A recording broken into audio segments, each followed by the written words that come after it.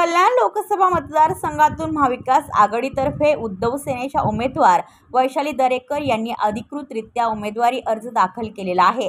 त्यांच्या पाठोपाठ उद्धव सेनेचे पदाधिकारी आणि माजी महापौर रमेश जाधव यांनी अपक्ष उमेदवारी अर्ज दाखल केल्याने ट्विस्ट निर्माण झाले आहे।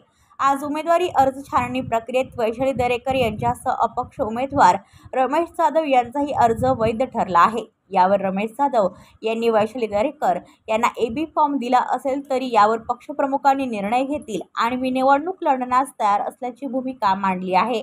तर रमेश जाधव यांच्या भूमिकेनंतर ठाकरे गटाच्या उमेदवार वैशाली दरेकर यांनी फॉर्म वैध झालेला आहे। मी उद्धव बाळासाहेब ठाकरे पक्षाची उमेदवार आहे। आमचा प्रचार सुरूच आहे। रमेश जाधव यांना काय सांगितलं ते मला माहिती नाही, मात्र मी अधिकृत उमेदवार आहे। एबी फॉर्म माझ्याकडे आहे, त्यामुळे अधिकृत उमेदवार वैशाली दरेकर म्हणजे मीच राहणार आहे। प्रत्येक वेळेला प्रत्येक पक्षाकडून 2 उमेदवारी अर्ज भरतात। माझा उमेदवारी अर्ज भरताना आदित्य ठाकरेसह अनेक लोक माझ्यासोबत होते आणि वाजत गाजत आम्ही उमेदवारी अर्ज भरला, त्यामुळे पक्षाचे अधिकृत उमेदवार मीच आहे, असे मत त्यांनी मांडले। नाही, फॉर्म तर आम्ही भरला तो वैध होणारच होता, त्याप्रमाणे झालेला आहे आणि मी आहे उमेदवार शिवसेना उद्धव बाळासाहेब ठाकरे या पक्षाची।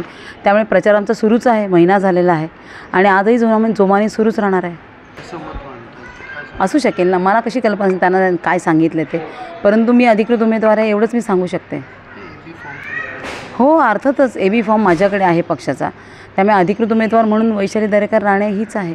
कसं एक सांगते मी तुम्हाला की दरवेळेला प्रत्येक पक्षातर्फे एखादा उमेदवार 2 उमेदवार अर्ज भरतात, परंतु ज्या वेळेला तुम्ही बघितलं असेल की उमेदवारी अर्ज भरताना माझ्याबरोबर आदित्य साहेब होते आणि वाजत गाजत सगळेजण म्हणजे त्याच्यामध्ये सगळेजणच हजर होते आणि आम्ही फॉर्म भरलेला आहे, त्याप्रमाणे पक्षाची अधिकृत उमेदवार मीच आहे।